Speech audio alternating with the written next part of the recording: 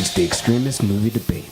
And tonight, we're talking 2016's Blue Jay. I am Joe. I'm Ethan, and one of us is going to love it, one of us is going to hate it. Let the coin decide their fate. I love it. I hate it. Guys, don't break up with us, because there's spoilers ahead. All right, and this movie has a 93% on Rotten Tomatoes. And Ethan, since you love it, this first question is coming for you. Wouldn't it be coming for Joe? Wait, who loves it? I love it. Yeah, it has a... Okay, great. Okay, we're going to you. Or no, yeah, it goes to Joe. Goes to Joe. Yeah, there we go. Back on track. All right, Joe, this question's coming from you. This comes from Zach. Hold on. Do you know what you're doing? Not really. Okay. I'm an intern. So glad we don't pay him. This question comes from Zach Hallwaddell from Under the Radar. And I'm sorry if I said his name wrong. He says, Mark Duplass and Sarah Paulson share a palpable chemistry as the former paramours. Their way is natural, grounded, and unflinchingly human. So could you briefly speak on the relationship between Duplass and Paulson and whether you felt it was organic or not? You have 1 minute. No, I don't think it was organic or not, because we're watching it in a movie. Like, we're watching a fiction, so it goes without saying that since we're watching is not real, then of course everything is fabricated. So even just watching it, like, this is a Netflix movie, so I'm sitting on my bed watching Blue Jay, and that's fine. Like, a movie can be as good as it can be, but it doesn't make it any more real than the fiction that it actually is. So because I know what I'm watching is fabricated and scripted and written by somebody else and they're just reciting words, no, I don't think it's authentic. Okay, Ethan, you have 30 seconds to respond. I very much disagree. This movie begins with they meet in a supermarket and they have that awkward exchange of maybe I don't want to actually talk to this person and reconnect and maybe I'll look the other way. I didn't brush my teeth this morning. And it starts with that small amount, and in an hour we have these people laughing and giggling and singing to Public Enemy in dress up in his old bedroom. Like they're playing house. So yeah, this movie, house playing, this movie takes a leap. And it takes it very seamlessly. Like, you go from the very small to the very large effortlessly. Thank you, Ethan. Joe, you have 15 seconds to respond. Yeah, it takes a leap, and they meet and they reconnect and all that stuff because somebody wrote it that way. Somebody wrote it and said, this is what's going to happen in this fictional movie. So it's not real. It's all fabricated. Somebody wrote it down. It's not real life. Okay, this is a movie. Ethan. Thank you, Joe. Ethan, you have 15 seconds to respond. Look, no argument there whatsoever. It is real, but sometimes, the fiction, or it is fiction, but sometimes the fiction can be more true than reality. And in this case, these characters and their fabrication do ring true to how people act in the real world. There's that very, awkward. They don't really know how to talk to each other. Okay, Ethan, thank you. I'm going to stop you there.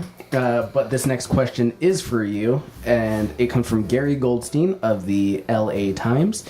He says, the largely improvisational approach, as well as the limited settings and story arc, also undercut the picture's deeper dramatic potential. So, with the boom of mumblecore films since 2002, does letting the performers act on their own devices help or hinder a scene? You have 1 minute. The same thing I was just saying, is that these characters let it evolve very naturally, and a little bit of that is because there's improvisation involved and they don't really know how to carry on the scene. So you can see, one character is leading another through a conversation and back and forth, and that leads to a little bit more familiarity, a little bit more give and take, and they can actually get to that point where they are completely reconnected, and then they can focus on, oh shit, why did they break up, which is the big reveal of this movie, and it's very good. And so yes, I feel like the improvisation greatly helps this movie instead of actually hindering it. So sorry, review guy. Okay, and Joe, you have 30 seconds to respond. It hinders it, and I'll tell you why. It just shows how much of a budget they did not have. They didn't have the money to go out and shoot somewhere. They didn't have the money to hire somebody to actually write the goddamn lines. They just showed up and said, like, this is what I think we're gonna do. We got this old video camera from our garage. Go ahead and say some lines and hopefully this works out at the end. Goddamn, it's not even in color. This thing's in black and white because they didn't have a budget. That's the issue. It hinders the movie. Joe, I'm gonna stop you there. Ethan, you have 15 seconds to respond. First off, they got a decent budget. They got the budget from Netflix. Netflix is just throwing money Doesn't out mean there. it's decent. We don't know. How much did it make? Do you know? Or how much was the budget? They had like $5 million. That's a pretty good budget right now if you're going to make a movie about two people just walking through a city. Wasted. They must have pocketed $4.5 million. All right, settle down, gentlemen. Joe, you have a final 15 seconds to respond. It shows. It's black and white. There's no actual scripted lines. They just make everything up on the fly, and the whole thing takes place either on the street or in his mom's shitty house. Like, yeah, because that was honestly, that was probably his house. They didn't want to pay for anything. Okay, thank you, Joe. All right, and we're gonna open up the floor. You guys have 4 minutes to discuss back and forth. yeah, they work within their limitations. It's not like, just because it's a small scope means it's a bad movie. You're talking like Breakfast Club, 12 Angry Men. There are movies that can take place in a small confined space and have a bigger scope. Yeah, but those movies, like their small confined space is used for a purpose. Like 12 Angry Men, how about this? When they shot 12 Angry Men, they shot it on a soundstage, and every 15 minutes, Sidney Lumet would actually bring in the walls about 3 inches. So throughout the entire movie, the room is actually getting smaller while they shoot it. No, that's happened. That's so cool. I'm saying that's awesome. So they use the confined space to, in advantage of the movie for a purpose. Yep. What is the purpose for Blue Jay? The purpose for Blue Jay is they didn't have any goddamn money. They couldn't afford anything. You can interpret it, or you can interpret it as, we have this space. Maybe that was the first thing they came to. And then they're like, okay, so how can we tell a story within this space? And so they're going to tell the story about this small couple in the middle of nowhere reconnecting their deep, deep, deep love for each other from way back when. See, I disagree, because these guys just had 2 major motion pictures with Jeff Who Lives at Home and Cyrus. Yes. Huge budgets, tremendous budgets. They could have done anything they wanted, but what do? They take a small, little, tiny, shitty budget because they can't do it. They can't handle the big budgets. They can't handle the big story, so they just have to go to a shitty garage and make a shitty movie for no money because they can't handle it, because they're not skilled enough to make the movie they need to make. No, I think it was a complete choice. I think that they chose to do this movie. They chose to do it small, and they chose to make this movie about characters instead of elaborate sets, instead of elaborate action pieces. I was on a very successful movie podcast, and I know how the business works. No filmmaker would take less money if they had the opportunity. These guys did not have the opportunity. They had to take less money because they're no good. And that's why there's a dying indie scene right now, right? Yeah. And that's why the Hollywood system is doing so swimmingly. Disney made $7 billion this year alone. Yeah, off of, a movie. 7 movies, tremendous movies, the best movies. Oh my God. Cool. All right, let's talk about how you guys actually felt. This movie is great. I'm so sorry. No, you can't. Like, here's the thing.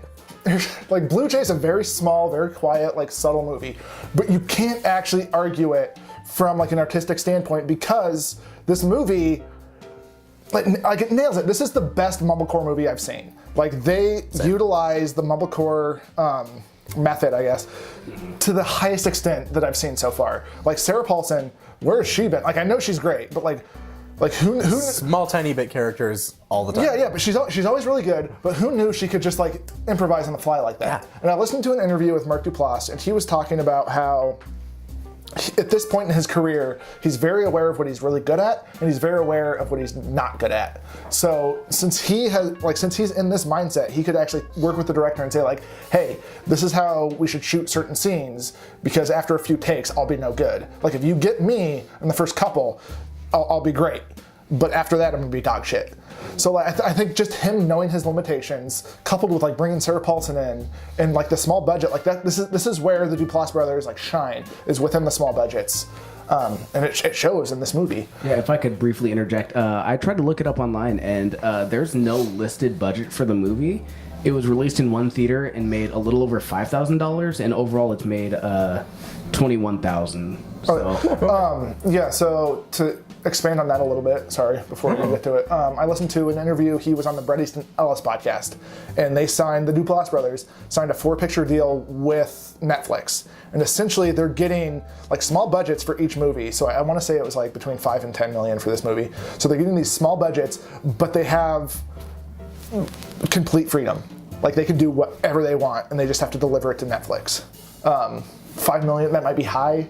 That's just I'm probably remembering it wrong, but it's a very low number.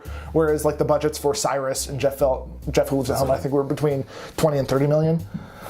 Maybe. So it's a huge cut from that, but it's basically trading the budget for the freedom.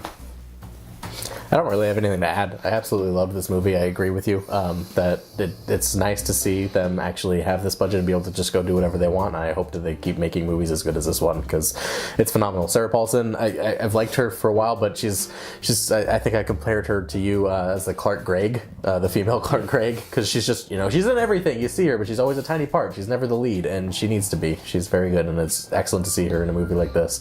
This movie is great. It's all just about the unraveling of this relationship. Like, you just slowly see these characters reconnect after, they've lived their lives apart from each other and what that is like. And then you slowly learn like what their relationship was like, how well they were together. And then you start thinking, oh, why did they break up? This is kind of weird. And then you learn why they break up, and it's devastating.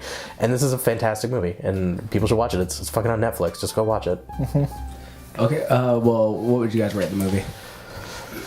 9 out of 10. Lots of thunder. Not a 9 out of 10. A lot of thunder.